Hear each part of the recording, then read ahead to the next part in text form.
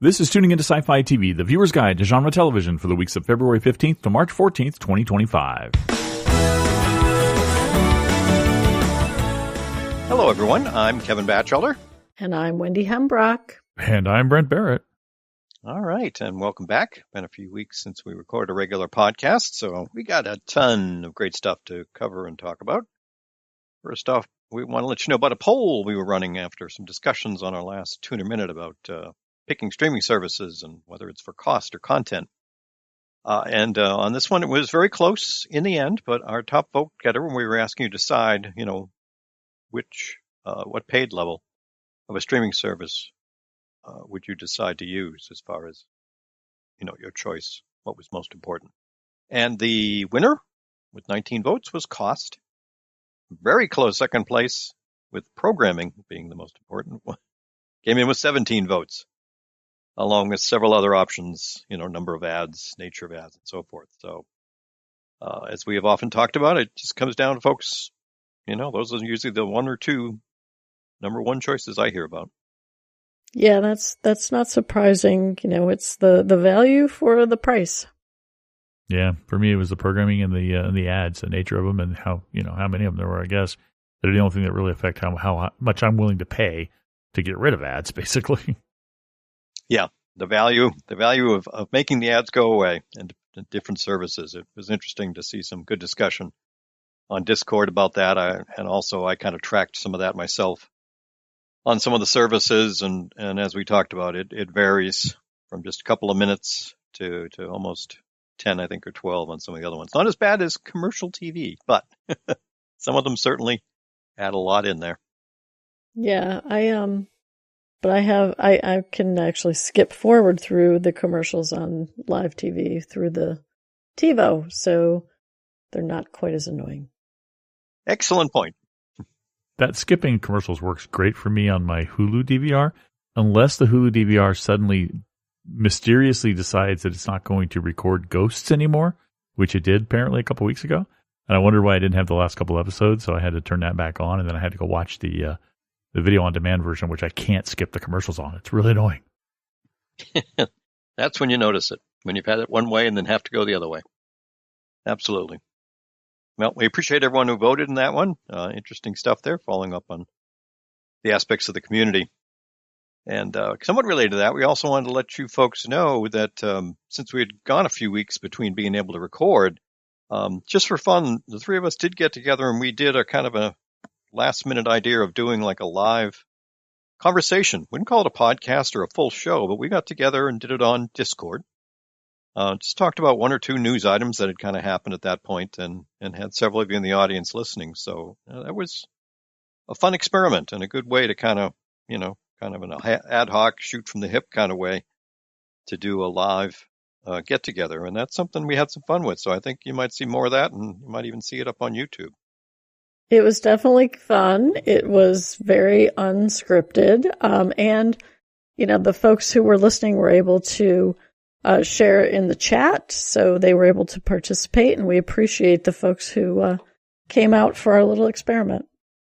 Yeah, I loved how we opened it up for questions, and we got some very good questions from the people who were there. There was like a handful of people there because it was so spur of the moment, so quick. But we got some great questions, great conversation, great back and forth. So it's something I look forward to doing with more people if they want to jump on Discord and hang out with us. Yeah, we'll take a look at doing that and hopefully put out, a little more notice for those of you who do want to join in live. Like I say, I think we can nowadays set that up to go live even on YouTube, so make it super easy to find and do. But plans will come together. Plenty plans. All right. So on that note, let's get ready to move over to our spoiler-free water cooler. Hi, everyone. Mark Decode here from Solo Talk Media with an exciting announcement. I have a new podcast covering the Amazon Prime show, The Rings of Power. Aptly titled, The Rings of Power Podcast, Tales from Middle-earth. Now, if you're not familiar with any of my previous podcasts that covered TV shows like Under the Dome, Orphan Black, Killjoys, and most recently, The Expanse, let me tell you that a Solo Talk Media podcast is not like any other TV fan podcast you'll listen to. On a Solo Talk Media podcast, You're not a fly on the wall listening to multiple hosts converse about a TV show. Nope, I bring you into the conversation. Each week, fans like you submit recorded feedback about the television episode they just watched. Think of it as your podcast water cooler. Listeners from my previous podcast describe them as a community of fans. They tune in each week to hear what people, just like themselves, think about the shows they love. Many of them have expressed how listening to Solo Talk Media enhances their enjoyment of the TV show, often picking up on nuances of the show they missed during their viewing. So if you plan on watching The Rings of Power on Amazon, and you want a different podcasting experience to expand your viewing enjoyment, visit theringsofpowerpodcast.com or search for The Rings of Power Podcast Tales from Middle-earth wherever you listen to podcasts, and be sure to follow the show. Once again, that's The Rings of Power Podcast Tales from Middle-earth. I'm Mark Dacote, wishing you all the best. Take care. Up first here in the water cooler, we're going to do our quick reviews for the shows that have aired since we last recorded. And that's going to cover the weeks of February the 15th through March the 14th. And this is where we're going to give the shows a rating such as watch it now, watch it soon, let it sit, or maybe you can skip it. Up first, we're going to look at Paradise. We had the last three episodes of season 1. So we have episode 6, You Asked for Miracles, episode 7, The Day, and episode 8, The Man Who Kept the Secrets. For me, I would rate these as high watch it soon, very high watch it soon, and then a high watch it soon. Interesting. I would go very high watch it soon, low watch it now. And I haven't watched it yet. All right. Look for a discussion on that one in the back porch, I believe. Next up, we have School Spirits. They just finished up their second season. So we had 3 episodes here. Episode 6, Ghost Point Blank. Episode 7, Anatomy of a Fallout Shelter. And episode 8, Fire, Talk to Me. Not a show I watch. I have been watching, and I would give 6 and 7 both very high watch it soon, and 8 I would give a low watch it now. Yeah, since we last recorded our podcast, I have watched the entirety of season 2. I hadn't seen anything before, so I'm going to kind of give it a rating for the whole season. It got much better towards the end. It was interesting in the beginning, then it got very much better at the end. But it had a little bit of slow bits in the middle, as it did in season 1. Season 1, that's fine. It's one of those shows that I'm willing to stick through because I really like the characters and kind of what's happening in the story. Let me repeat that and mute my phone. So it got it was kind of slow in the middle, but it's one of those shows that I'm willing to stick through because I really like the characters and where the story is going. I'll give the entire season as a whole, I'll average out to a high watch it soon. As Wendy said, the final episode was really exciting. But I'll give the whole thing a high watch it soon. Excellent. I think we might touch on that one later on, too. Next up, we have Ghosts. And I think we've got 4 episodes in here since we last recorded. We're in season 4. So we have episode 13, Ghost Fellas, 14, Alexander Hamilton, and the Ruffle Kerfluffle. Episode 15, The Bachelorette Party. And episode 16, St. Hetty's Day. My ratings are a little all over the place for these. I would go watch it soon, low watch it soon, and high watch it soon. Yeah, I would go very similar. High watch it soon, high watch it soon, watch it soon. I would go the 3 of them, the first 3 there, watch it soon. The last one, I really dug that. I'd say low watch it now. All righty. Moving on. Next, we have Harley Quinn. We've got, I think, 4 episodes in here. And we're in season 5 for these. So it's episode 6, Bottle My Heart. Episode 7, Frankette. Episode 8, Family Feud. And episode 9, Bottle Episode, but not a bottle episode. I'm not currently watching. I'm going to give these all a high watch it soon. I'm going to give the first one Bottle My Heart just to watch it soon, but the other three, I agree with you. Watch it. Watch it soon. Alrighty, and then we have Invincible. 4 episodes in here in season 3. Episode 5, this was supposed to be easy. Episode 6, all I can say is I'm sorry. Episode 7, what have I done? Episode 8, I thought you'd never shut up. Not a show I watch. I am also not watching. Okay, I give the first one of those a watch it soon. And then I go down and I say a low watch it soon for the second episode, episode 6.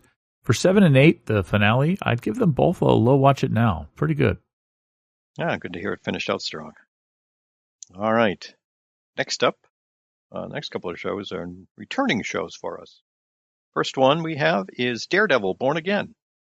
And technically, even though we've had previous Daredevil on Netflix, this is a new season. So first season, first episode, Heaven's Half Hour.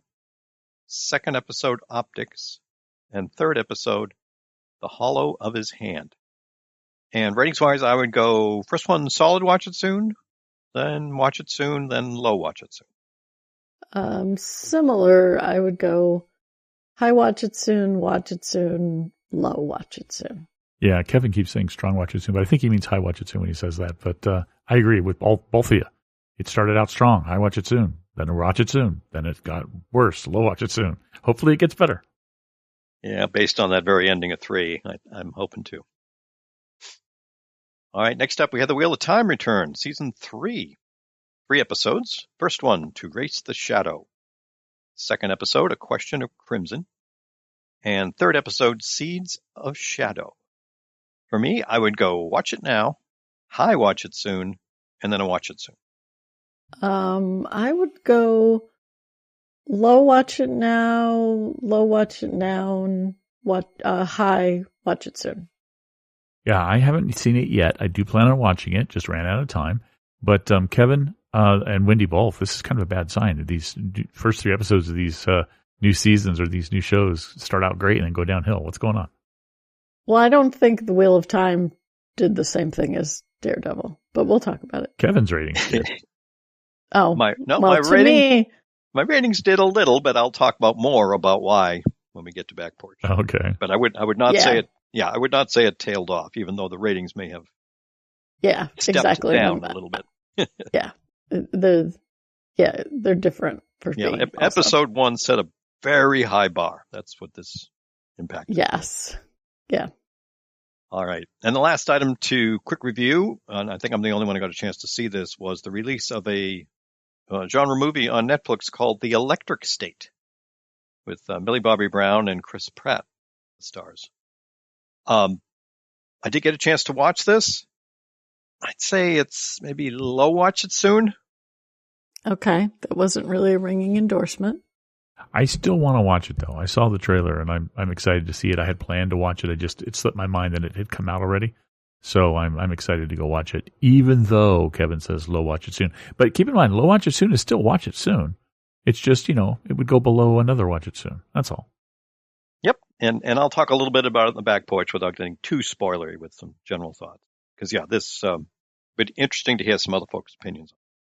All right, let's move over now. We got a ton of news items, which are going to be fun to talk about. And we also got a listener feedback item. So we'll play that one first. So up first, we have a voicemail from Jesse Jackson in Dallas, Texas, talking a little bit about our subgenre Tuner Minute and about the Apple TV movie, in a non-spoiler way, The Gorge.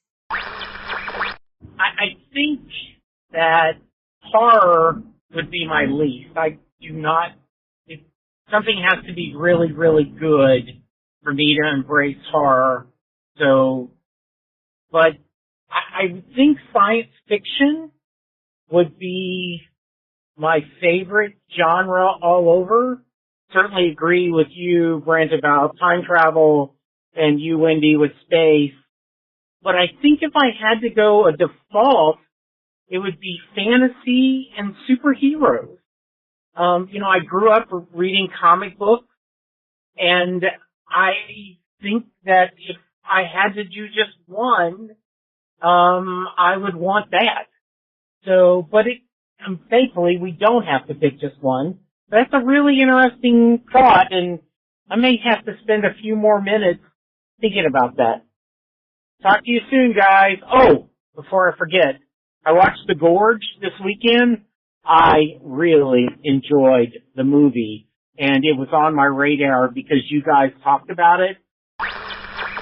Hey, thanks, Jesse. I'm glad that our conversation of The Gorge put it on your radar to watch. I enjoyed it a lot. And I was interested in your comments about sort of which is your genre. Sci-fi makes sense. Superheroes make sense to me as well. And I've been thinking about my choice because even though I think I said sci-fi, a lot of the things that appeal to me in sci-fi are when people have interesting powers. So I think it's a little bit of a blend for me as well. So great to hear from you. Thank you. Yeah, thanks, Jesse.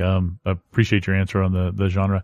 And The Gorge, it's one of those movies that I really hope to watch. But Wendy, it seems like maybe Supernatural might be something that you really like because you like the people having powers and things. So it is, but I don't know. I still think it's regular sci-fi, but with people with powers. Okay. But like if it was sci-fi with only science and robots, I would, I do like when aliens or, evolved other species have interesting powers that are probably almost like superpowers. Yeah, that's an interesting combo, Jesse. Thank you very much for sharing that. But it makes sense. Certainly makes sense of how they come together that way for you. And appreciate the very quick thoughts on The Gorge. That's certainly on my Apple TV Plus list once I do get a subscription. So much appreciated. Thank you. All right, as I said, tons of news. We're going to jump into it first. Brent, unfortunately, is going to share definitely the worst news. Yeah, really bad news, and it's been a while since this happened, so you probably have heard about it, but if you haven't, really sad news that Michelle Trachtenberg, our Dawn from Buffy, has passed away at the age of 39. I mean, that's just so young. It's so sad. I loved everything she did after I got over her being the annoying kid sister in Buffy when she first appeared. When it first aired, I was like, oh, who is this character? What are they doing? What are they bringing this person in for? But she became a really cool character, and I really did dig her, and I followed her into her when she went and started making movies and started doing other TV shows. So really, really sad to hear that she had passed away, apparently, of complications from surgery or natural causes. It doesn't look like it was anything, anything criminal or anything. So really sad to hear. Yes. I mean, what else can you really go in that direction of someone that young, certainly for us folks, and having watched her grown up through Buffy and other shows she did and other things. It's just so tragic to see something like that happen. It really, no other way to put it, quite honestly. Yeah, it was shocking. 39, that's just tragic. Feel really bad for her family. And, she obviously had some health problems, and it's just really sad. The thing I always remember about Dawn is my confusion when the character was introduced, and it took me, this is pre-internet, so I wasn't going out to the internet and saying, hey, what's going on in this show? It was just like, how did I forget she had a sister? And Buffy used to be on long breaks from season to season, so it took me a while to realize that, we'd been tricked. But loved her in that, and I also liked her a lot when she was on Gossip Girl as well. So, yeah, definitely sad news. Yes, absolutely. All right, moving on for some news about our shows. We did get several good news announcements since we last recorded. I'll start off with the first one, and that's for a show we touched on with quick reviews.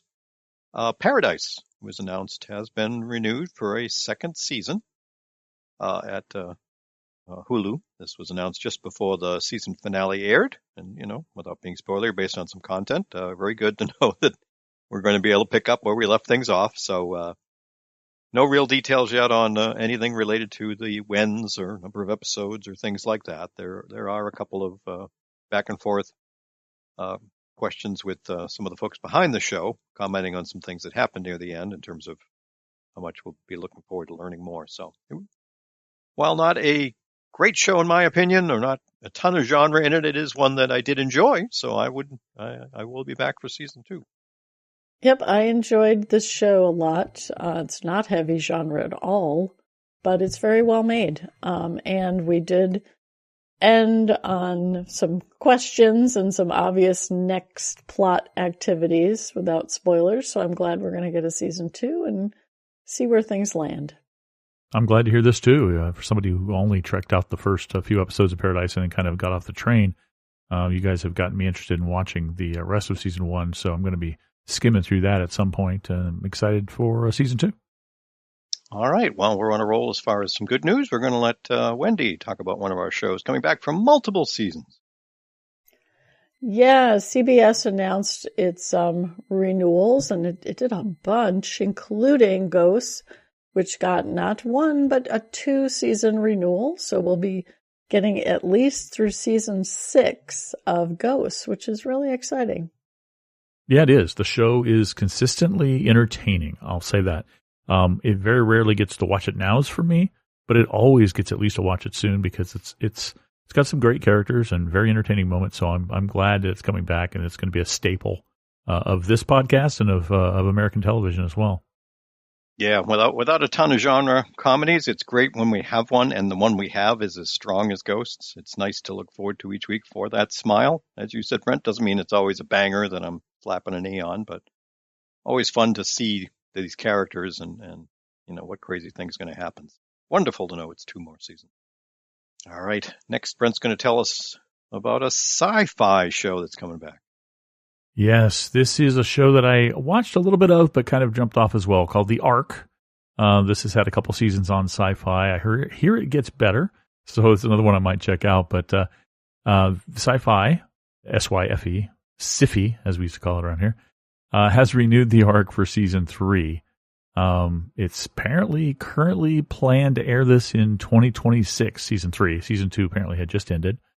Yeah, it's a show that I'll probably catch up on with at some point because people say it gets a little better. It was a little too cheesy or slow or whatever it was for me in the beginning, but I hear it gets better. Yeah, I was in the same case where I had watched a couple of episodes. It didn't really jive for me. But as you said, Wendy and others on our Discord and others in my social circles said, it kind of found its footing and it has been enjoyable. So much like you, I suspect at some point I'm going to give this a watch. Well, I'm glad to hear this news. I did stick with The Ark because I liked the characters well enough. It was interesting enough from episode to episode. They kept the plot moving forward. They were very much out of the frying pan into the fire with plot as well, which I appreciate. It is not a high quality show, but it's a very enjoyable show for me. That would be how I would frame it. So I'm looking forward to more. Yeah, I believe this is from Dean Devlin and his production company. So I've been in my mind drawing some parallels to the show The Outpost that he was also behind, which, while not great, was, if you got into it, enjoyable. So glad we're getting more content for him. All right, and the final renewal good news we had, I've got to let you know about Percy Jackson and the Olympians. Ahead of season 2 airing, they have already announced that there will be a season 3, which is great to hear. This is a show all of us here on the podcast, and many of you, greatly enjoyed season 1. So very much looking forward to season 2. So it's nice to see that announcement ahead of season 2 even coming. So a chance to watch season 2, knowing there'll definitely be that and even more. So big thumbs up for this news. Yeah, that is good news. It also makes me wonder how big of a cliffhanger we're going to end on. Yeah, it's a show that I really did learn to enjoy. I mean, we started out being a young adult show, and we're like, is this going to be good? But it turned out really good. And it's been a while since the first season, so I hope that they get them airing a little quicker. Otherwise, we're going to have kind of a Stranger Things effect where suddenly the kids are, adults. Yeah, that's a great point, Brent. Great point about some of these shows with younger leads and how the TV model now is stretching it out, which is going to make it really tough to keep them looking natural. So I guess we shall see. All right, now Wendy's got a whole block of links having to do with Doctor Who. Yeah, a couple things related to Doctor Who, and follow the show notes to find links to a trailer. It's kind of a sneak peek overview sort of trailer for Doctor Who, as well as some info about when it's going to air, which I'll talk about in a second. The other thing that's really interesting is Doctor Who has a bunch of episodes that were recorded over from back in the 60s. There's actually 67 episodes that are essentially lost, 97 of the 253 episodes of the first 6 years that have incomplete stories because those are missing. And that's because the BBC used to overwrite their tapes in the 60s and 70s to save on costs for storage.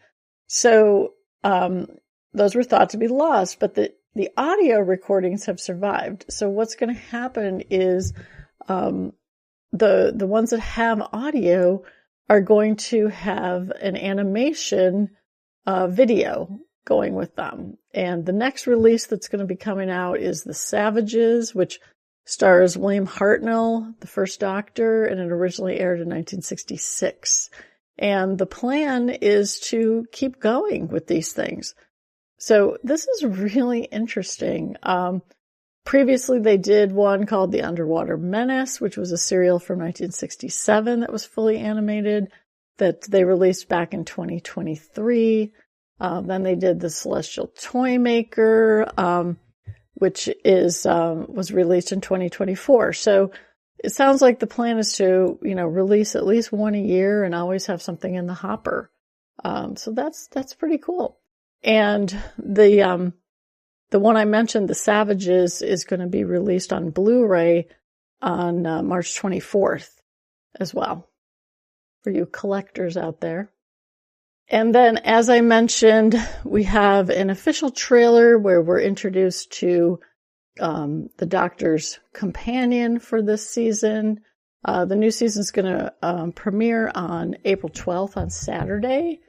And that is the plan, is it's going back to being released on Saturdays each week. And we're going to get 8 episodes in this season. Yeah, and I think it's going to be worldwide basically the same time. So depending upon where you live, it might be at the night on Saturday or the morning on Saturday. But it's that's cool. I'm really excited for season 2 to see where they go.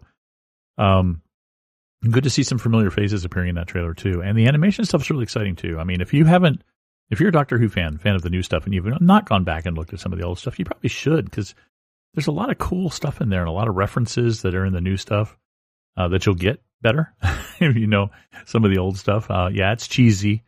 It's very cheesy, very low budget, but it's still fun to see. And the fact that they're animating over that audio just kind of warms my heart a little bit. So, there'll at least be something people can watch. I think that's great.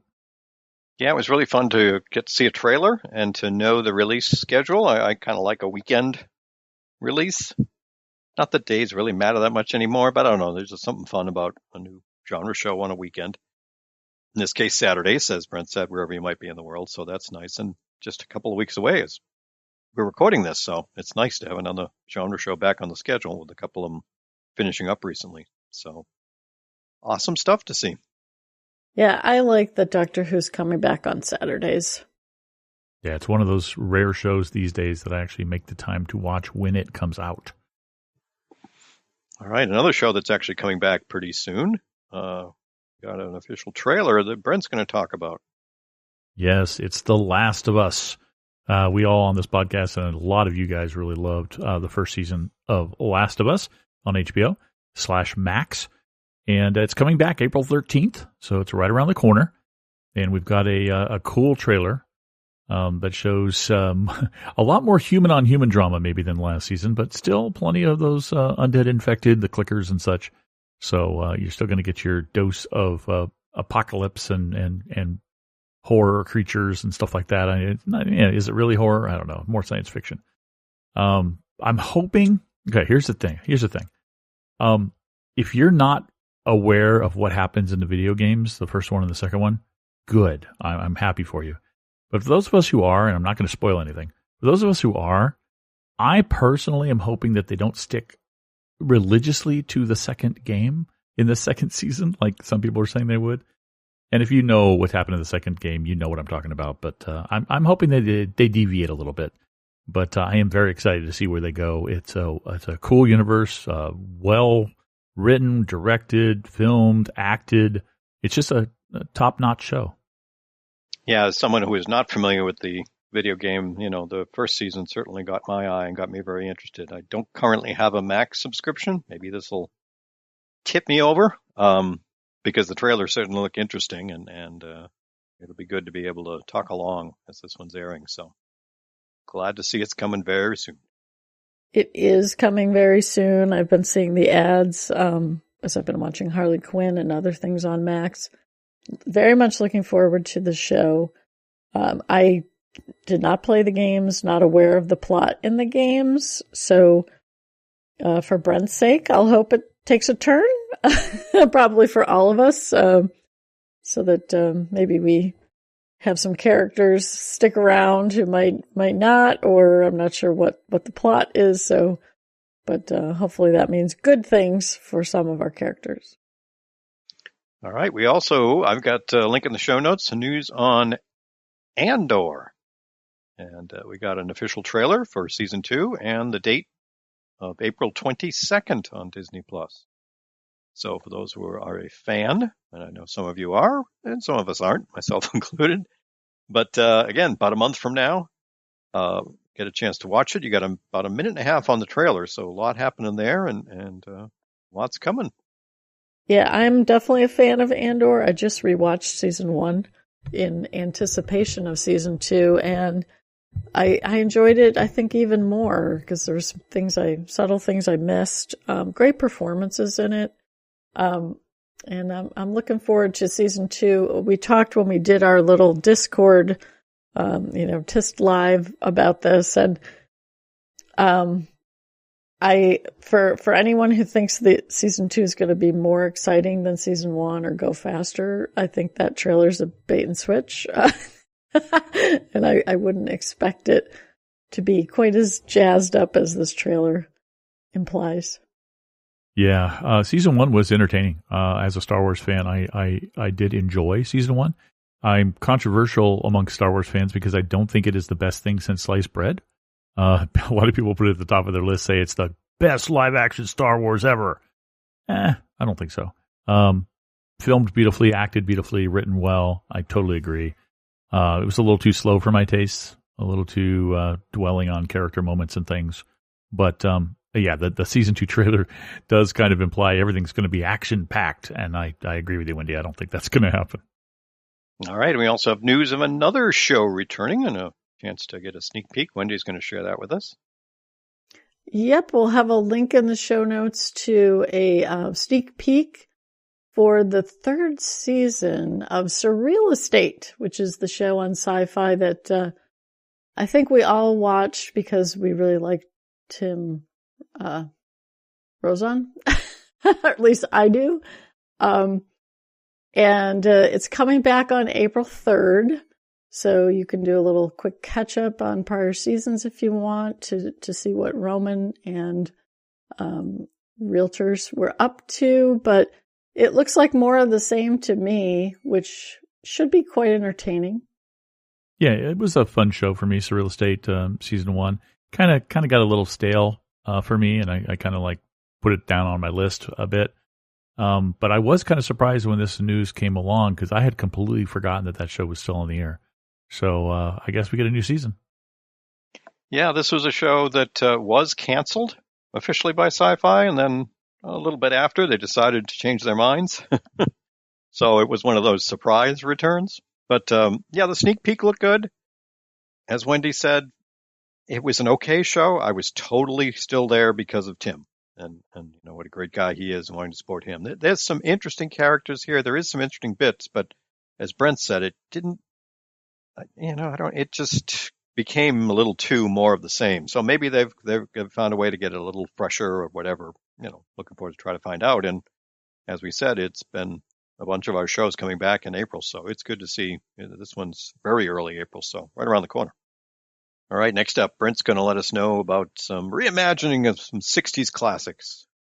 Yeah, and this was my article of choice in the recent TIST Live on Discord, where we talked about a week and a half ago or whenever we did it. And it is that Akiva Goldsman, who apparently was involved in a lot of the rebirth of Star Trek, is going to, with his company, going to be reimagining 3 of the classic Irwin Allen sci-fi television shows. Now, remember, one of his most famous ones is probably Lost in Space. He's not going to be reimagining that one because they just did that on Netflix. Just had that new Lost in Space series. I think the final season of that aired in 2021, so it's fairly recent. And they are going to look at 3 of the other biggies that Irwin Allen did for TV in the 60s. Voyage to the Bottom of the Sea. A lot of people watch that one and love that one about a submarine, the Nautilus, and all the adventures they have science fiction wise down in the deep depths of the ocean and stuff. Land of the Giants, which was one about humans who I think they might have even been astronauts. I can't remember, but somehow they got into a place where everybody was huge and they were little. It was a great use of special effects, practical special effects back in the day. And my favorite of the 3, The Time Tunnel, which sadly only lasted 1 season, but it was a fairly long season in 1966. And of course, I caught it in reruns as I was growing up, because 66 was a year before I was even born. But it's my favorite. It really, I think, may be responsible for me loving time travel so much as my favorite subgenre of genre television. But they're going to try to, it's a little unclear if they're going to create an Irwin Allen universe of sorts. And I don't know if they're going to tie these 3 shows together some way, or if they're just going to be 3 shows that are going to be done at the same time. I don't know how they're going to do that. It's a little vague. There's no real word on where it's going to air or when, but they are developing it. They do have people on board. They are working through this, so they're trying to, either they already have a place to air it and they just haven't told us, or they're going to try to get some stuff together and then sell it, probably on some streamer, I imagine. Probably not going to be on broadcast TV, but I'm there for it. All 3 of those shows I enjoyed watching as a kid, so I'll go back and watch a reimagined version. Yeah, and in my case, I do remember watching each of these, reruns when I was a kid. The one that stuck for me most was Voyage to the Bottom of the Sea. That one I have a lot of memories of. Maybe it was just the one that, got re-aired more often than the others, but I do remember it. And as you touched on, and we talked about this a little bit in our live show thing, it's just interesting they're announcing it as a set of 3, like you said. Are they going to try to create some universe or tie them together or whatever? Just seems odd to make one announcement of 3 shows, but have to see if that has anything related, or maybe it's just working with a certain studio. But in any case, it's been such a long time. I am curious how these will translate now to newer times. Yeah, this is cool. If you're going to go out and retread some stuff, it's nice that they're going back to something that hasn't been redone. The article says Fox did do a pilot for one of them, but it never went anywhere back in, I think, 2002. The one I also remember is Voyage to the Bottom of the Sea. I think that was on more frequently, but I could be wrong. But I don't have any specific memories of Time Tunnel or Land of the Giants, but I'm looking forward to these. I'm very curious, as you stated, Brent, if they will have some continuity element to them, across the 3 films at all. That would be kind of cool, but I'm going to be curious just to see what we get. Ooh, I don't know if they're going to be films. I heard they were going to be series. Sorry, they originally were films. That's why it was. Well, no, they were originally series. Oh, they were all series? Yeah, okay. Yeah. They bundled them into films, like they used to do with old shows, I'm sure, but they were series. Okay. All right, next up in the show notes, folks, we have a link to a trailer for a movie that's on Netflix that I quick reviewed earlier, The Electric State.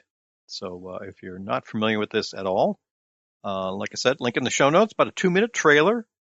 This is available now as we're recording, already on Netflix.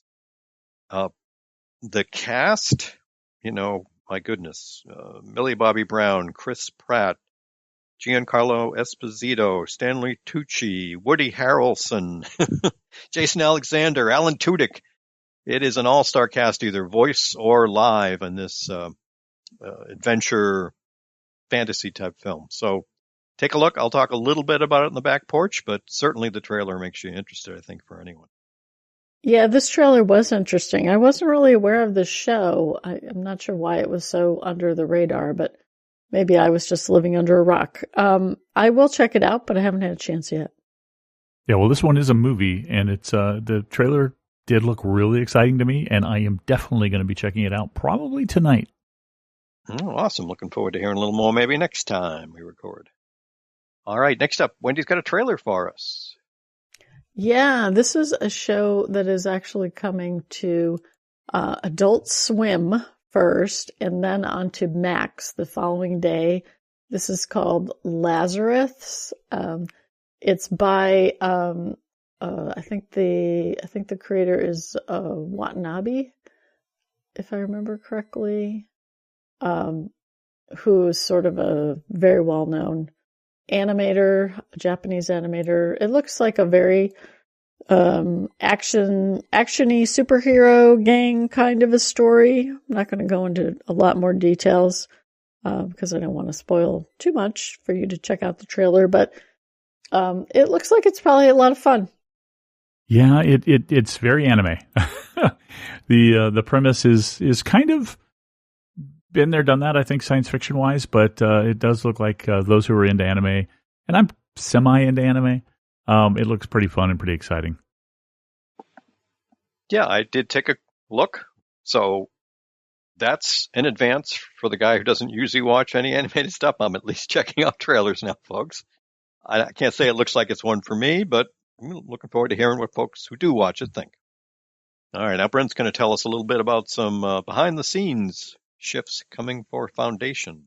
Yeah, it's another one of these Apple TV Plus shows, like Kevin said, Foundation, which are shows that I'm not watching because I don't have Apple TV Plus, but I'm getting the article anyway. There's apparently been some turmoil on the show with the departure of the co-developer and showrunner David S. Goyer. But they wanted to announce that they have picked a new showrunner / executive producer for season 4. And that's Ian Goldberg, who apparently worked on Fear the Walking Dead as well.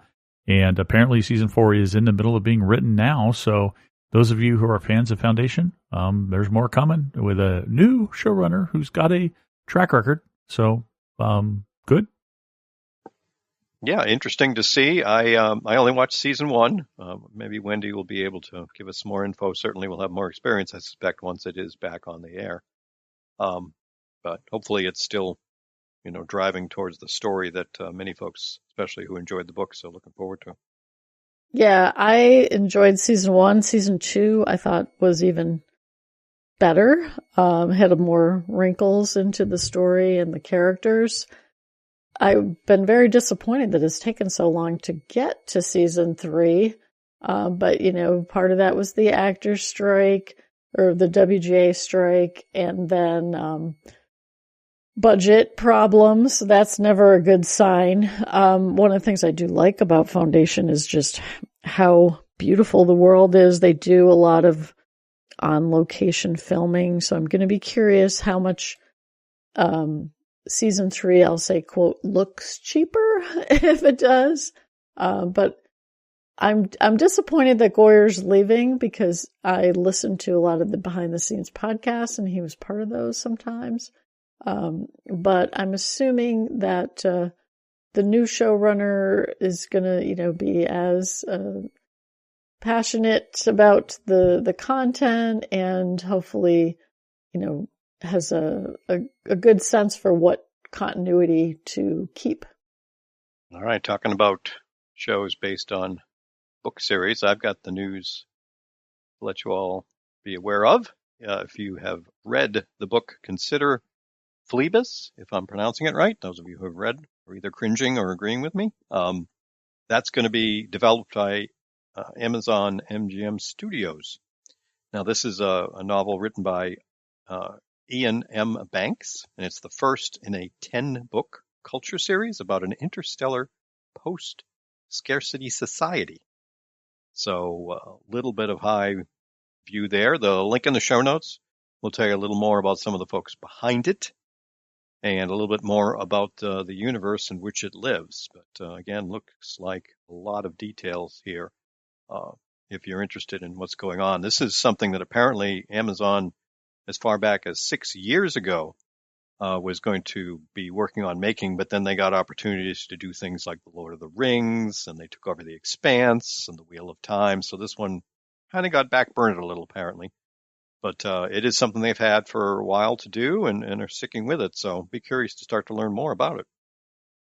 Well, those delays might actually turn out to help it because, the article says that it's pitting sentience against AI in a bloody quest across the cosmos. So that certainly is a timely topic that might not have even been as compelling a couple of years ago for some folks.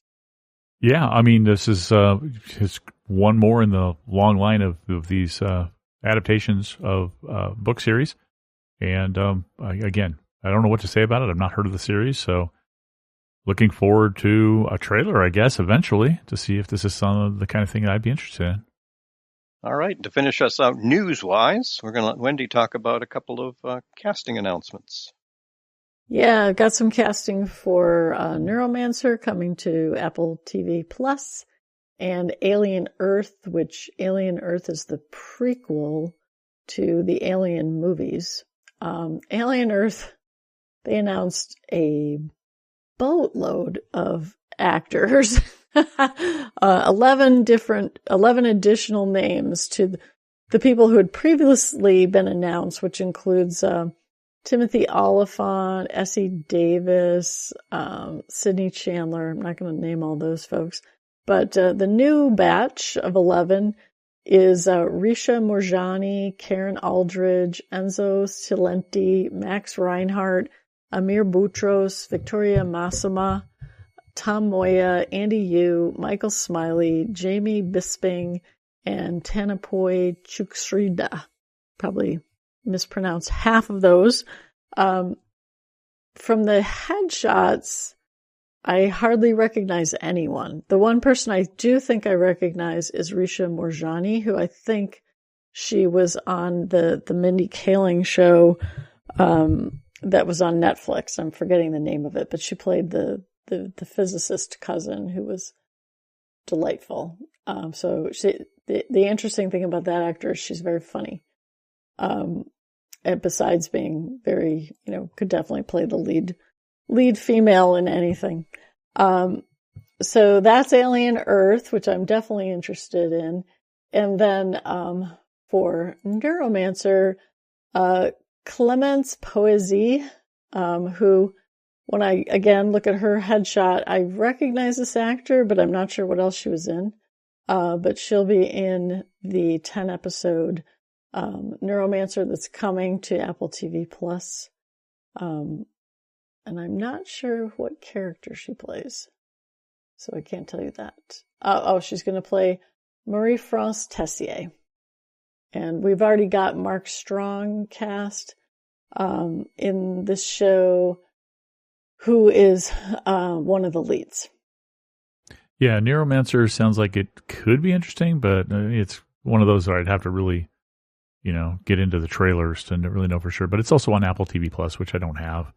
So I'm probably not going to see it. But Alien Earth is on FX, and I'm also kind of fascinated with the Alien franchise as well. Enjoyed all the movies. So very curious what they're going to do with the TV series. And like you, Wendy, I don't recognize most of these people anyway.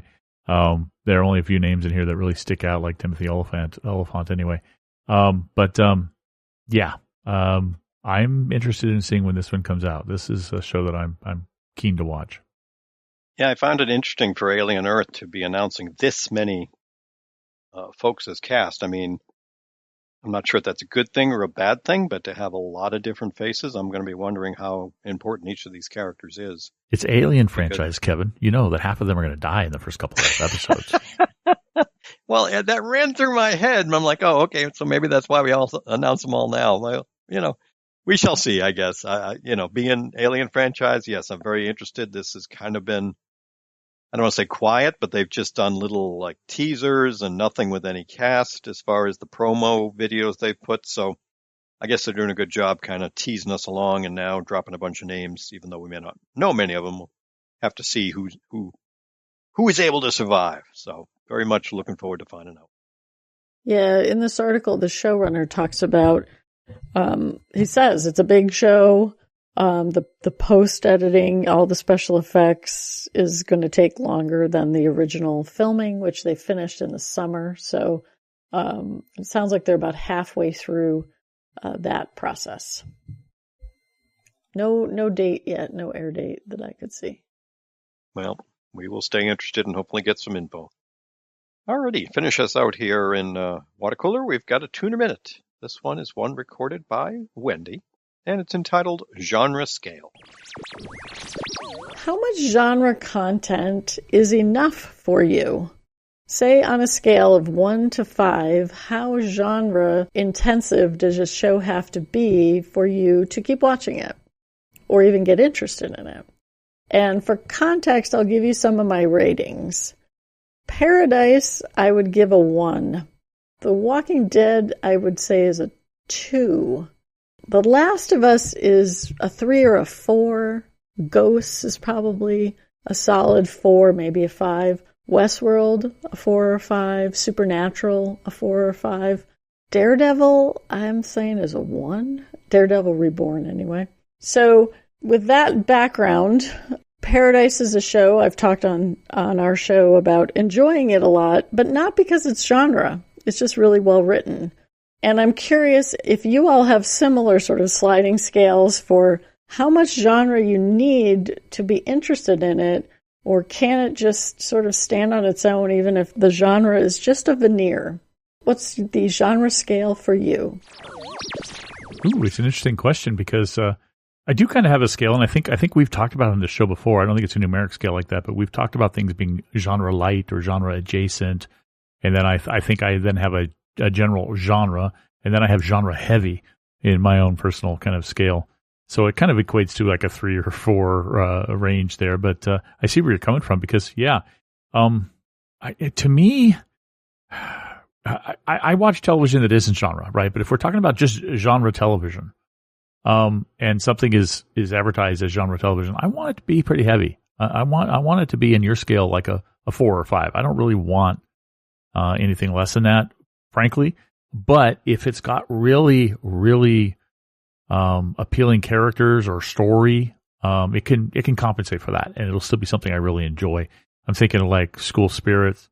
School Spirits, is not like, I mean, obviously it's about spirits, so you can't say it's not a genre. It's very supernaturally in that regard, but there's a lot of stuff in there that doesn't even necessarily need the genre element, right? There's a lot of character drama stuff in that show, but I like the characters, so to me it's something appealing. Some of the shows like Paradise you mentioned, at least for my taste in the first few episodes, was genre almost non-existent. It was very genre adjacent to me. Clearly there's some post-apocalyptic thing there, so there's a bit of genre in there, but again, that entire story didn't need to be post-apocalyptic in the first 3 episodes. I haven't watched the rest. You guys have watched the rest of the season, but so that one kind of fell off my table because it's like, yeah, no, I didn't really latch on any characters, but yeah, if I want genre, if I want, Continuum, or I want Farscape or something, I want heavy genre. I want it to be in my face. I want every episode of this show to be in your 4 or 5 range, to just, be constantly reminding me of aliens or space or superpowers or something constantly. Unless that's what I go for, to be honest with you. That's a scale that I have, and that's really what I shoot for is that stuff. Occasionally one will slip through, but I really want the heavy genre. Yeah, this is interesting for me because it's kind of evolved over the last certainly 5+ years in the sense of the importance of the genre content in a show for me to stick with it, especially.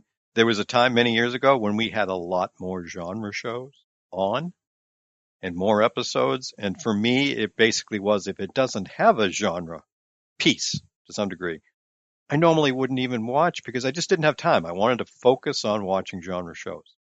Nowadays, at least in terms of the ones that are of interest to me, I'm much more open-minded to try some. I'm even watching a few shows regularly that aren't genre at all, which had almost never happened for a good part of my adult life.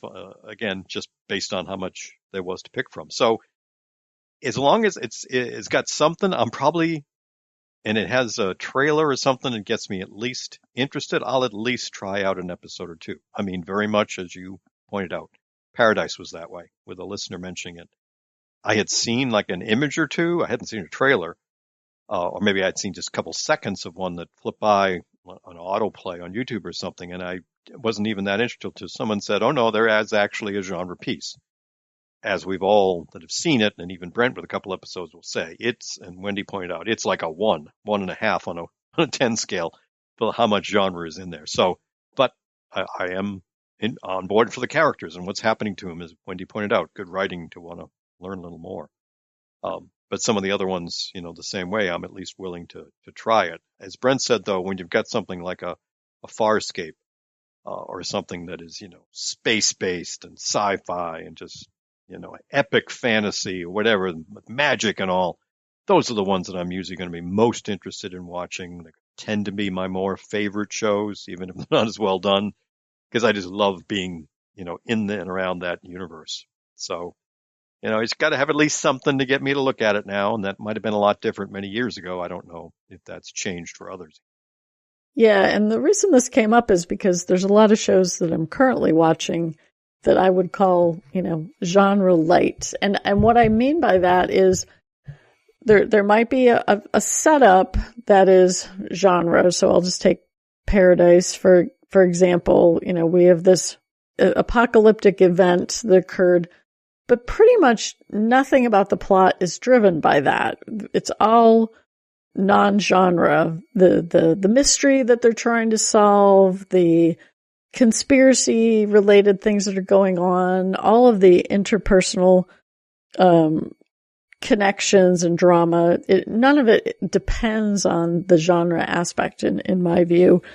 And I mentioned the Gorge is similar, where most of what's compelling about the Gorge movie was the character relationships. It wasn't really the quote mystery, the supernatural mystery that happens in it. And I think Andor is similar, and some of the key plots of Andor is really just how to fund a rebellion. One of the big things in season 1 is stealing the payroll, right? That's not genre.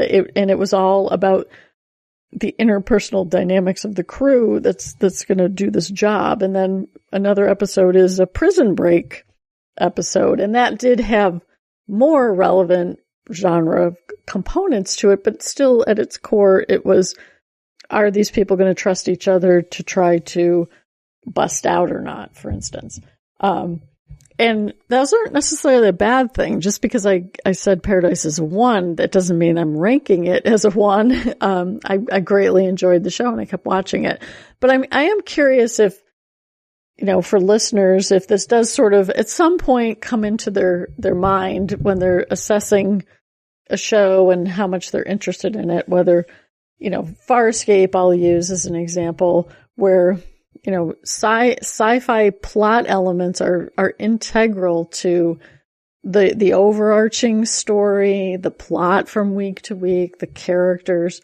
And if that's what's sort of most compelling for people, or if it's something a little bit different. I mentioned Daredevil. I think Daredevil is superhero light and much more interpersonal and political intrigue type underworld shenanigans than it is, necessarily superpowers.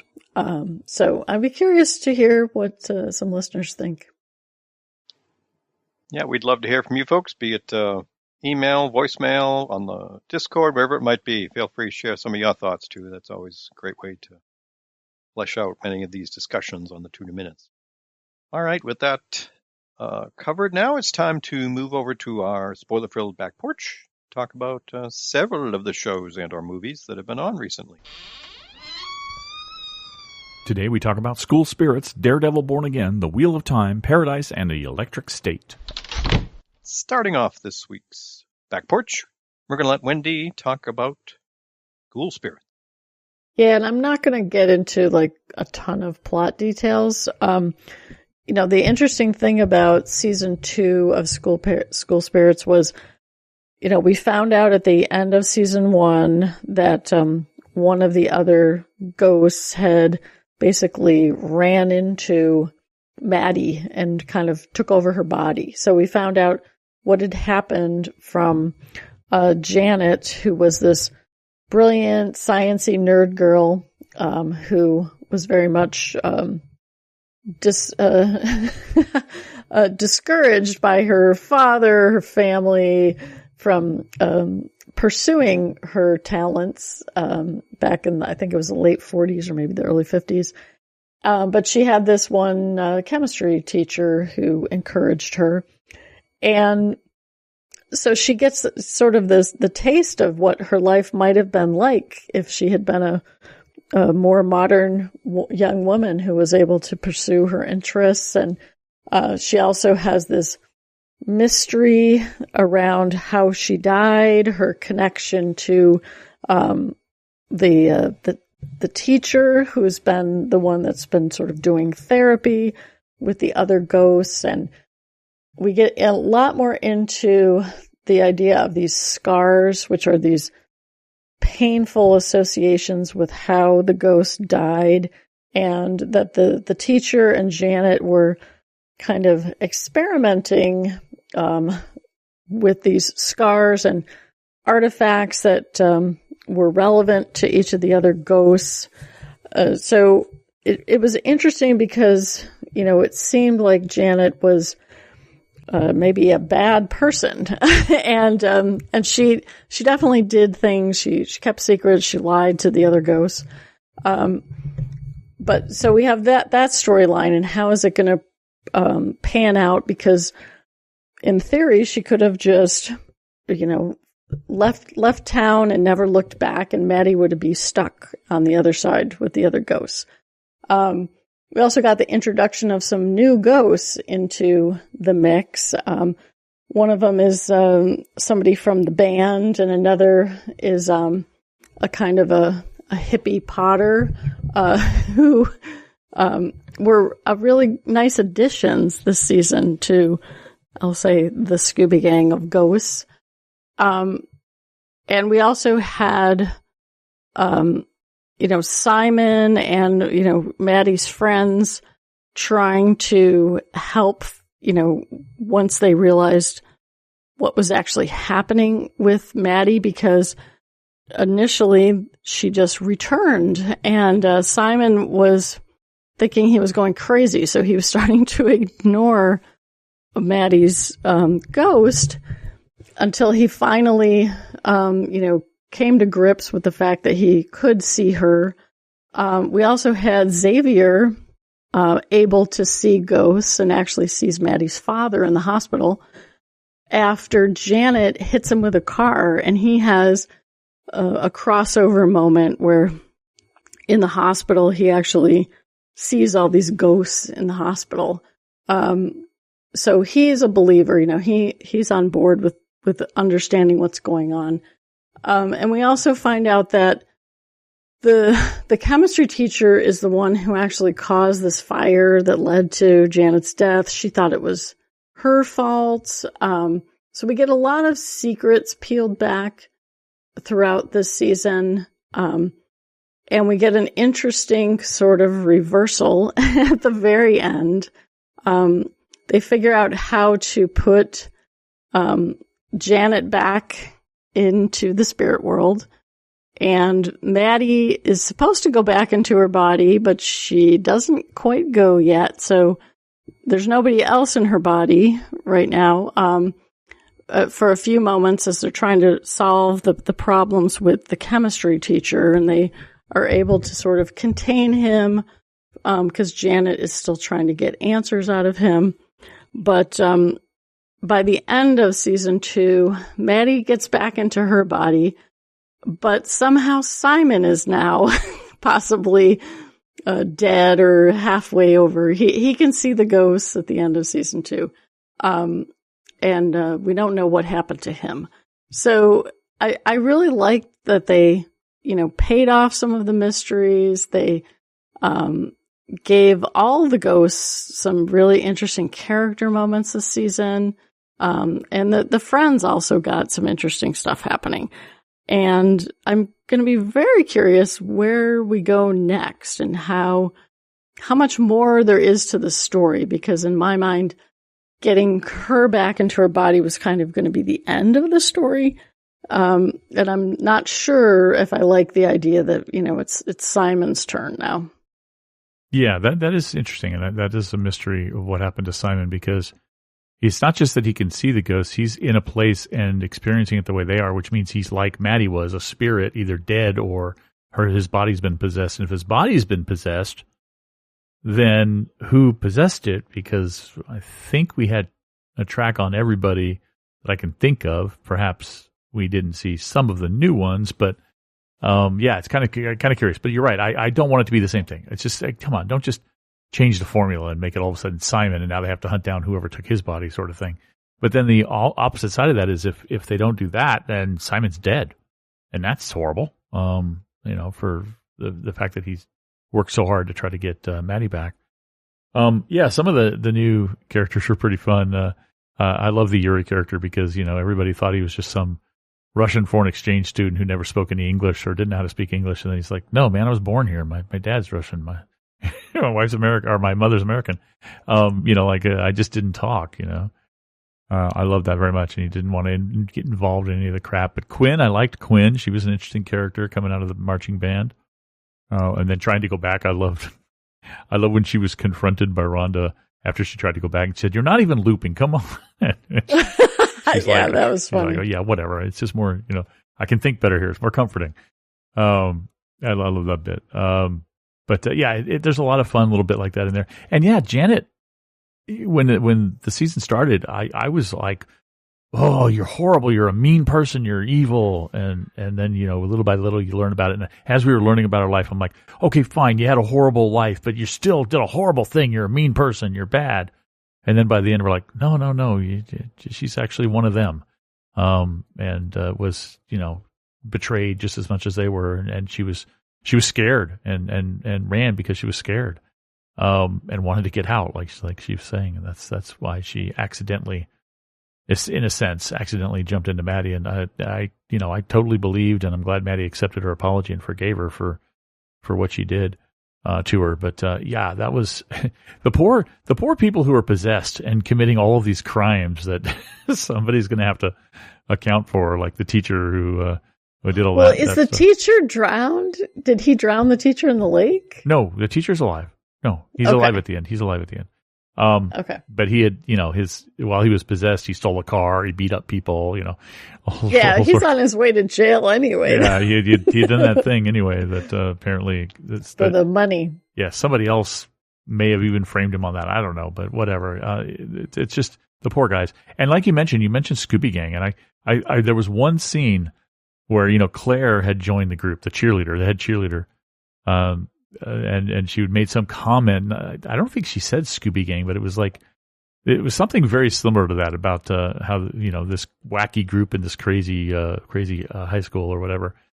I just recently joined your weird group, stuff like that. So the living people kind of formed their own Scooby Gang, and the dead people formed their own little Scooby Gang, which I thought was really cool. I do believe that this is a show that Kevin would actually like. The characters are just so appealing, and there's just so much cool stuff going on, and we learned so much about the whole mythology in this universe about ghosts and things. I think it's pretty cool. But yeah, I thought it was a well done show. It was a little slow at times. That's my only nitpick with it. But again, I love the characters so much that I was able to sit through the whole thing, and very rarely did I ever skip anything. Usually it was involving Charlie. It was just like, I just don't care that much about Charlie. I don't know why, but I just don't care that much about Charlie. Rhonda's very interesting. All these other ghosts are very interesting. Wally is interesting. I also wanted to say, and I wanted your opinion on this, Wendy. Once Wally and Maddie were together romantically, once they were together, I was like, okay, I can see them together. But as they were trying to build to that, I was like, these guys have no chemistry. You're not building anything. making me believe this. And then at the end, I was like, okay, that's pretty cool that, in one of his last times through his, I forgot what they call it, but his place, his reliving his death place on the football field. And one of the last times there, he saw Maddie visiting his grave. And I thought, oh, that's kind of cool, because maybe that's kind of a shot into the future where maybe she will visit his grave.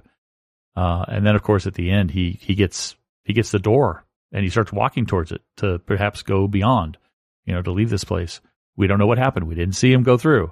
So I guess they left that open-ended so that theoretically he could come back. But, I don't want to think that Wally jumped into Simon's body. I don't think that's the case. But, yeah, I don't want them to repeat the same thing. But it was good. It was good. I really enjoyed it.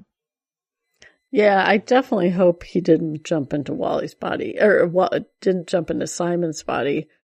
I actually would kind of like that he did go through the door, but who knows? We'll see. And luckily, we know that we will see, because there's going to be another season. Very cool. You would like it, Kevin. You really would. I think I watched an episode or two in season 1, and not that I disliked it. It just didn't really stick. So maybe this is one I should go back to then, based on your recommendations. I think season 2, you might relate a lot more to the Janet character. There's new characters in here that I think are more interesting than in the first couple of episodes of the first season. I agree with you. It took me a while to latch on to any of the characters or really be interested in it. But it did eventually happen. And then in the second season, Janet's a great character. I think Claire was in the old one, but she's kind of a cool character too. But there's a lot of new characters being introduced that are pretty fun. Quinn and Yuri, like we talked about. Yeah, I think season 2 is definitely worth getting to. Very good, then. Keep that in mind. All right, moving on. The next show we're going to discuss is Brent leading us on Daredevil Born Again. Yeah, and very much like Wendy, I'm not going to go into great detail. I just wanted to say a few things about this return of Daredevil. One, it was they just ripped our heart out in the first episode. They showed us in the trailer. They teased us with the original characters coming back, Karen and Foggy. And then at the end of episode 1, they kill Foggy. They just kill him. I saw some reactors watching this saying, no, he's not really dead. They're gonna do something. And then it's like a year later or whatever, 2 years later, whatever the heck they did when they flashed forward. And that reactor was like crying. He's like, no. They just kind of rip our heart out with that one. And then Karen makes another appearance in episode 1, and then she's gone. I have a feeling Karen might be back. And I say that because she had kind of a connection to Frank Castle, the Punisher. And we know from the trailer he's coming back, especially with the end of episode 3, where it's clear that people are using his image and his logo to do things. That was absolutely not Punisher who killed that vigilante. We know that. That's not something Frank would do. There would be no reason Frank would kill that guy. There's no justification for it. So obviously he didn't do it. So I think Frank's going to be coming back pretty soon. I think that's what that hinted at the end of episode 3. I hope he's here for a while, because that's actually my favorite thing out of all of Daredevil. Well, my 2 favorite things are Karen and Frank from the Netflix Daredevil series. So I'm hoping that both of them make a reappearance. But I love how the continuity is there. They actually made reference in the dialogue to the events of Echo and the events of Hawkeye. The whole thing about I thought she shot you in the face and all of that stuff and all of that. So the Kingpin we saw in those 2 shows is this Kingpin. There's continuity. This is an MCU Daredevil and MCU Kingpin. So I love that, how they're not just shying away from it. What I don't love, and I mentioned this on our Discord, if you join our Discord, you can get in on early opinions on these things from me and from other listeners and viewers. What I don't love is that they're following apparently the exact same formula from the Netflix show, which I never liked. I never liked their formula of, let's have a really, amazing first episode to get you like hooked. And then we'll just drag it out for 6 episodes. And then we'll give you a really good episode in the middle. And then we'll drag it out for a few more episodes. And then we'll give you a fantastic finish.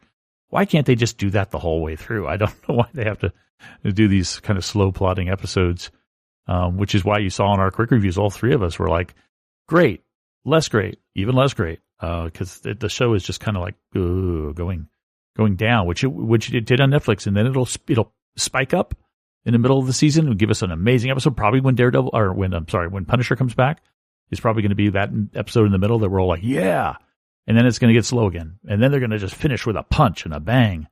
Why can't they just do that consistently through the whole season? That's my biggest gripe. Yeah, as you pointed out, ripping our hearts out was disappointing, to say the least, because I was hoping to see the old gang at least, partially for the season. So that was, aside from losing a key character, just disappointing. Because then, to me, it kind of, and I'm not someone who normally tries to figure out where shows are going to go, but I mean, it just seemed pretty obvious. Oh yeah, Matt's going to, hang up the suit, and then something's going to happen that's going to motivate him to put it back on. And kind of like you're saying, Brent, which means we're going to go through a few episodes of, being very down and questioning and doubting. And while there's some excellent actors and some good dialogue, it's still, slow and slowing down. So like you said, let's pick it up. This is Daredevil, not, Law and Order SVU. So, I'm not negative, but you're going in the wrong direction. Please course correct and give me some cool Daredevil stuff is all I will kind of finish with. Let's see what we get, because it's not a ton of episodes in a season. So let's get there. Yeah, my take is very similar to both of you. The first episode, was packed with action. Definitely felt like the Netflix series. It was great to see our trio together.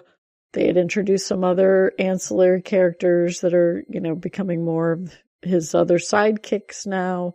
The ex-cop who's sort of doing his PI work for him. I think she's a DA maybe? I'm not sure who the other lawyer is. No, she's going to become another partner in the firm. I was very sad that they killed Foggy off and then just decided that Karen, Foggy's death created such a rift that she had to move to the other side of the country. That seemed very forced to me. So I don't love that. Hopefully she'll have a good reason to come back at some point into the story, because that would be such a waste of a great character and an actor, who seemed so integral to the original Daredevil. I do like some of the new characters that they introduced, the psychiatrist girlfriend character. I'm very curious how Fisk and Queenpin are going to play out, their relationship. And, but to your point, Kevin, about it, this seems like a reset in a lot of ways to Matt being reluctant to be Daredevil again. And then you have Fisk, who is running for mayor and quote, going legit, how soon before they flip and, are they going to bring in these, I'll call them side vigilantes like we had in the third episode, because, Matt isn't being Daredevil yet. The third episode, it did feel like an episode of Law and Order. It was pretty much entirely about that case. And I was not very interested in it at all. And it made me wonder when I saw that episode, it was like, is this what they were watching? And they said, hey, we need to reshoot this thing? Because it definitely was not, Daredevil enough. At the end, I was shocked to see the Punisher logo, but it doesn't make any sense to me that he would be working for Fisk. So I'm assuming that those are imposters.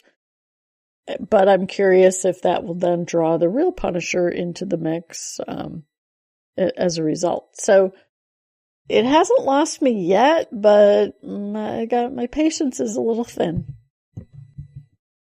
Yeah, similar in the sense and Brent likes to talk about it and did earlier in this podcast, there are shows that when they're available that day, it's like, yeah, I can't wait to make the time to see it. Unfortunately, Daredevil's like, yeah, I'll get to it. So I'm hoping that changes with some of the content that might be coming. I mean, it's a 9-episode season, so we're a third of the way through. There's still 2/3 of a season to, shall we say, get back to the good stuff. All righty, moving on. Next show we're going to talk about another show that just came back, or started its season, since Daredevil Boat Again technically didn't come back. But I'm going to lead our discussion about The Wheel of Time, the first 3 episodes of season 3. It was very interesting when we were doing our quick reviews how Brent pointed out the similarity between our ratings for Daredevil and our ratings, for Wendy and I, since we've seen it for The Wheel of Time in terms of going down. But this is a radically different situation. Certainly my mind. I mean, episode number 1 of this season, guys, was just a banger. I mean, there was not a wasted moment.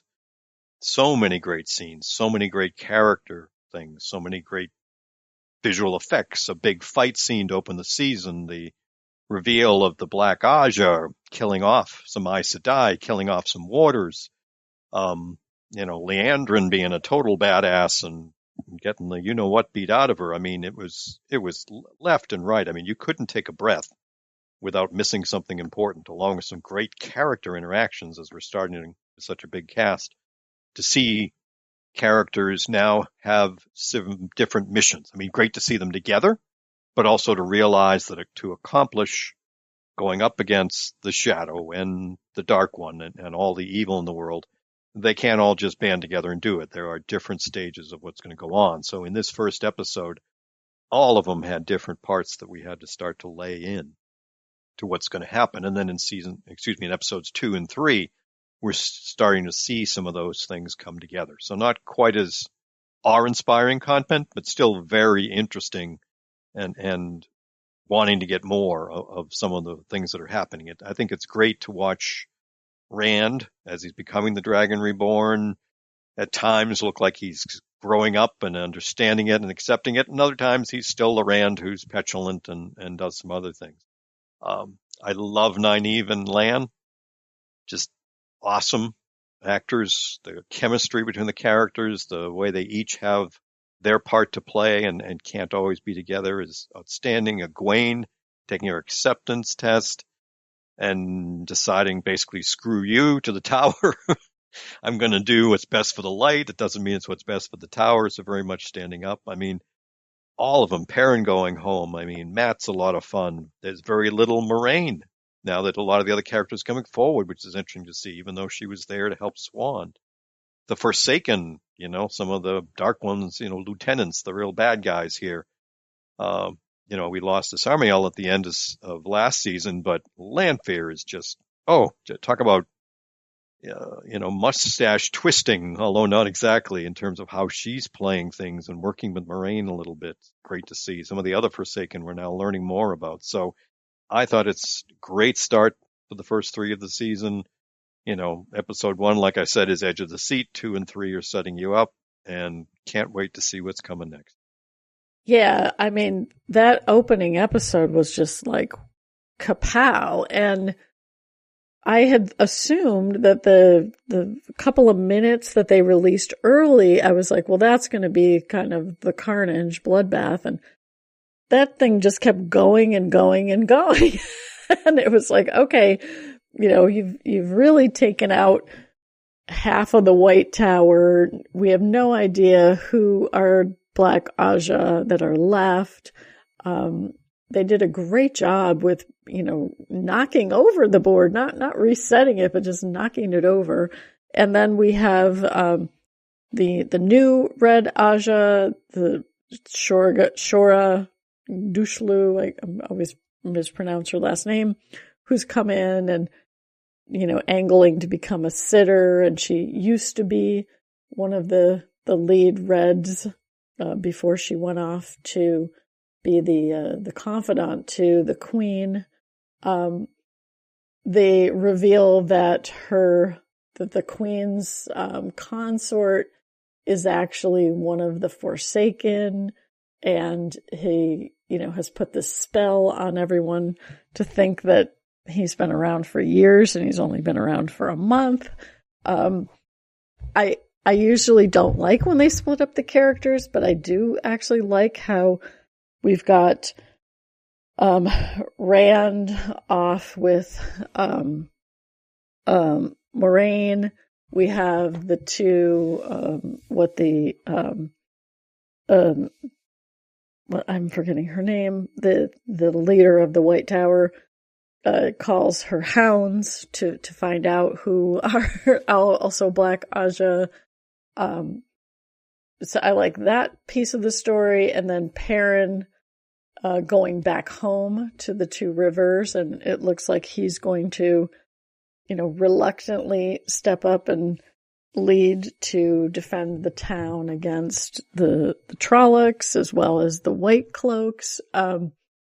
So I did give it, the most recent episode, the lowest grade, but that's just because the first one was so knockout. It's not that it's bad at all, or even that I don't like the way the story is going. It just, it had to slow down and take a breath, basically, and kind of set things in motion.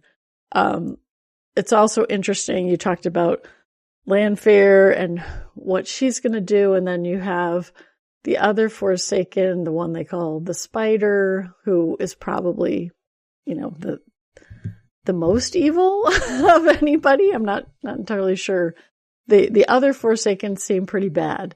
So, this will be interesting. The other thing I like is the women who are, I think they call them spear maidens, who are supposed to be protecting Rand, but they basically don't think that he's proven himself yet, so they go off instead with the others. And they're funny. They're a fun kind of addition to the larger group, who I'm forgetting their names, but they're with the Ogier, and we'll see what happens with them. That we're going to have these the brothers of the other Aes Sedai. What's her name? Sorry, I'm forgetting everyone's name. Elaine, thank you. I like the pairing of Elaine with Nynaeve and their little quest. I'm going to be very curious what happens with those two brothers as they go to warder school or not. There's a lot of interesting setup that's going on, and I'm interested in all the characters right off of the bat in this season. So for me, it's been a really good start. Yeah, and you talk about that Forsaken member who's got himself entrenched. Everybody thinks he's been around for 10 plus years. Got this from one of the YouTube channels that really knows the stories well. Nice little touch that I caught a little bit of it, but not multiple situations. What they point out is that he's got the master skill of compulsion, like you said. So he's only been around a month, but everybody believes he's been around for 10 years and been with the Queen that long. But on like 3 separate occasions on the episodes he's in, when he comes into a room, the people who see him, they all pause just long enough for his compulsion to kick in before they're like, oh, it's so-and-so. And independently, you wouldn't notice it so much. But what the person was pointing out is that's the compulsion. They don't know him, but once he's in their presence, the compulsion kicks in and they're like, oh, that's right. You're so-and-so. So it's a nice little touch that they're bringing in to make it all work from a story point of view. And it is all of the separate groups now that are going. I'm very much interested in, what's their mission? What are they going on now? I'm very interested to see how it's going to work, and the combinations of who's with who is creating some great dynamics. So, yeah, I think there's a lot of great stuff to come. Yeah, definitely. The other thing that was interesting is when Moraine and Lan go to the wasteland, the desert, whatever it is, and the woman comes into the sweat tent and they're talking about, is she looking at you or is she looking at me? And then, Lan sees her tattoo, and she's somebody from his line, and she's, questions if he is going to, defend them or not. And, he has the father's sword, and, does this mean that we're, going to try to, basically restore the kingdom or not? So I'm going to be curious how quickly he gets separated from Moraine at a certain point. They kind of laid that track there. The other thing that's really interesting is Matt and Min, the woman who can see the dead people and everything, and her trying to help. Matt goes with Nynaeve and Elaine because he thinks Nynaeve can help him with the visions that he has from the horn. And so I do like, I'll call them the mini teams, the sub teams that they've set up. They all have pretty interesting dynamics, I think, that I'm very interested in. Yeah, should be lots of good stuff to come. All right, moving on. We had the season ending episodes for Paradise, and Wendy's going to talk about those a bit. Yeah, and I'm not going to go into like a lot of detail, but Paradise, as I mentioned, I don't consider it really much of a genre show. I really consider it more of just a political drama. But it's doing a great job. The whole point at which the lead decides that, he needs to overthrow what Sinatra is doing, that conspiracy to take things over was really interesting, of how they, disabled the power and put the message, they're lying to you. The way that, I'll call it the double agent, the one who ultimately killed, his best friend, the other agent, that she is, quote, protecting the daughter, but she isn't really. The fact that she tried to, I'll say, disable Sinatra. She needs her alive, but she's definitely in a bad state by the end. And she did it all because Sinatra wouldn't give her a wee. I mean, talk about crazy. We also get the reveal about, who actually did kill the president. And I really liked that. The backstory was interesting because, it was a guy who had been involved in building this original place. And when he learned that what they were doing was toxic to the workers, he got shut out of the place. And the guy who was really his best friend, died because of, essentially being poisoned by working there. And, that was his grudge. He tried to kill the president on evacuation day. And I really liked how they did the flashback of him actually coming into Paradise by killing a guy and taking his identity, and then bringing another woman along with him to be the other person that was accompanying the guy that he killed, that was actually his wife, but they didn't play it like that.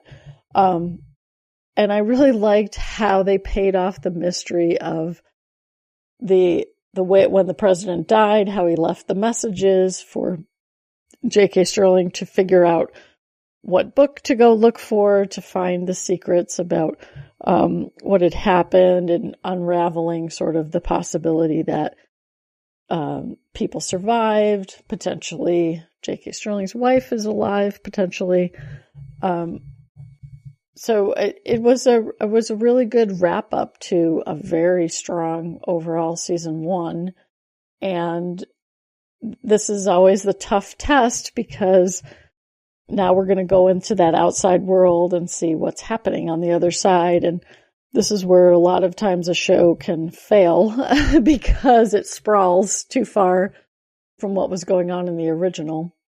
So it will be very interesting to see what happens in season 2, because we're going to have a kind of a power vacuum with Sinatra down. incapacitated. What will happen with the other Secret Service, the woman who was the president's lover, what she'll do, what the president's son might do as well. And then, of course, what J.K. Sterling's character may find, once he gets to the other side and sees who is alive and what is the state of the world. We also got the explanation of what actually happened, which was interesting as well, because we had this major climate event that was known for quite a long time in terms of the planning. So that was interesting to see the event day happen and the immediate repercussions unfold, and what the president did on that day. He had a choice with the football, which most people didn't realize. So there's a lot of interesting character elements as they unfolded the plot, which is probably why I stayed so interested in the story, even though it really is mostly just a political intrigue kind of a story to me. Yeah, I mean, the genre aspects, as we've talked in Your Tune a Minute and other podcasts, very minimal here. Great to have a little more explanation of what happened, but it is a character drama through and through. Yes, political, but not as political as I thought it might be. I mean, it really has to do with people, a lot of people in positions of power, and some average, folks and how they deal with it, along with some very twisted folks, as you pointed out, our secret assassin who didn't get her wee and therefore is, psychotic. So, we've got some crazy things along with some regular characters and what they're doing for their family. So interesting stuff. It's for the performances, not so much the mystery, a little intrigue of what's happening. But as you pointed out, my biggest concern is, okay, this was kind of a cool concept to drop us in on. Now going into season 2 with the idea that, oh no, there's a good chunk of people who survived on the surface. How are we going to deal with that? Is it going to turn into a windy road of, certain characters going looking for loved ones beyond just our lead? And what will that do to the story of a self-contained community, and all that? So, hey, it's a good set of writers, showrunners, and folks behind it. So I'm looking forward to it. But yeah, they're going to have to be very careful to not wander off into boring land. Yeah. It'll be interesting to see if it, I think a lot about The Last Ship and how, in the first couple seasons, it stuck pretty close to sort of its main point, but then it kind of veered off later. It's a good comparison. Yeah. Yeah. It'll be interesting to see how they do it. All right. The final item we want to talk about, a movie, The Electric State. And I'm really not going to talk much because I'm the only one who's seen it. So I'll give just a couple of quick thoughts. We'll probably revisit it when Brent and Wendy have had a chance to see it. This kind of, I won't say appeared out of nowhere, but very much was kind of a surprise that it was coming to Netflix, for me at least, and I think some of my co-hosts. But now that it's been out there, I did a little digging to look around, and apparently this film, which not surprising once we rattle off the cast and the special effects, cost like upwards of $300 million. So interesting to have it come to Netflix. I enjoyed it. As I said, I think I gave it a low watch it soon. There's some issues with pacing, with the tone. Not sure whether it wants to be funny or serious. Some interesting story bits. Also, lots of, whoa, you got to hand wave a whole lot to have this make sense. And it also ran a bit long at a little over 2 hours, which I know nowadays is kind of the standard for movies, showing my age. But, when you've got a sharp story and you can tell it in 90 to 100 minutes, please do it, because there was a bit of a wandering. But the cast is still very good. The voice acting is good. The visuals got some very interesting things they bring in. And there's some funny bits here. So there's stuff to like. As a whole, maybe it doesn't work great, but in pieces, yeah, it's certainly there. So it's probably something I think a good amount of our audience would want to at least check out. And it's good that it's on Netflix, so you don't have to fork over $20 at a theater. So I'll be curious to hear more. I am glad I watched it. It's probably not worth a second watch, but it was certainly worth a view. Aha, good to know. $300 million worth of pieces. We'll see how it does. I'm definitely watching it after we're done here. And Kevin, you talked about how, it felt like it should have been in 90 minutes to an hour, 100 minutes sort of movie as opposed to over 2 hours. And it got me curious that we, from watching bonus material on DVDs and stuff over the years, we all have seen the deleted scenes, and we've heard commentary and sometimes commentary over deleted scenes where, they'll talk about how they would cut scenes for time. Like this didn't seem to really add anything to the story, and it was running long, so we cut it out.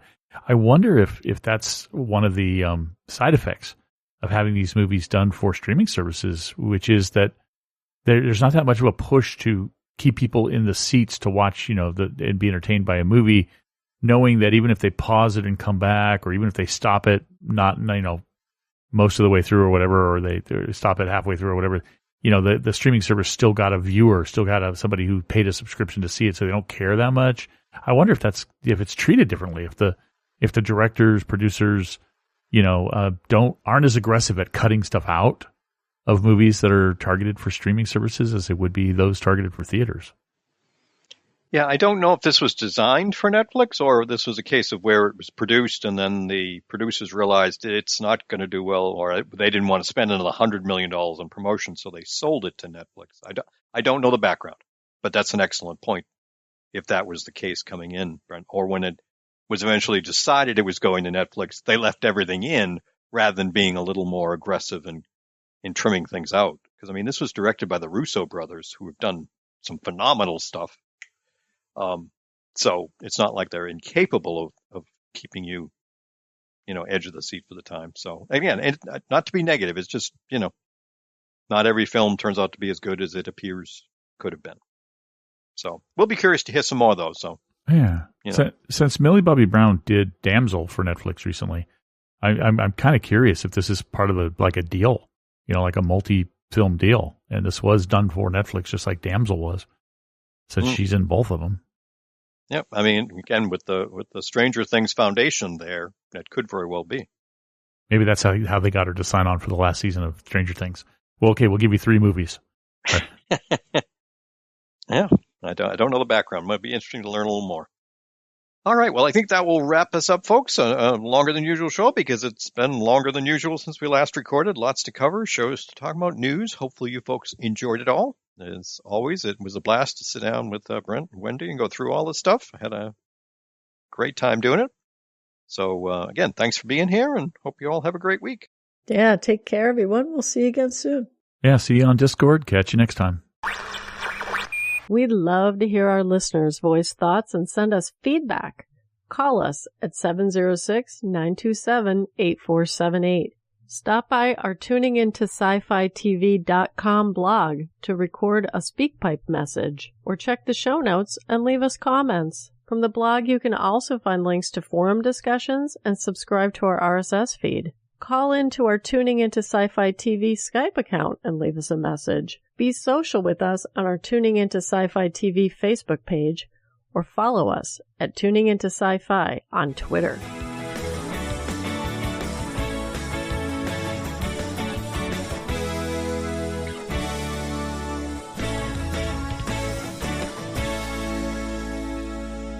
The theme music for Tuning Into Sci-Fi TV is by Beatnik Turtle, used with permission. You've been listening to Tuning Into Sci-Fi TV, episode 668, recorded March 18th, 2025. It wasn't quite 2 hours. We're good.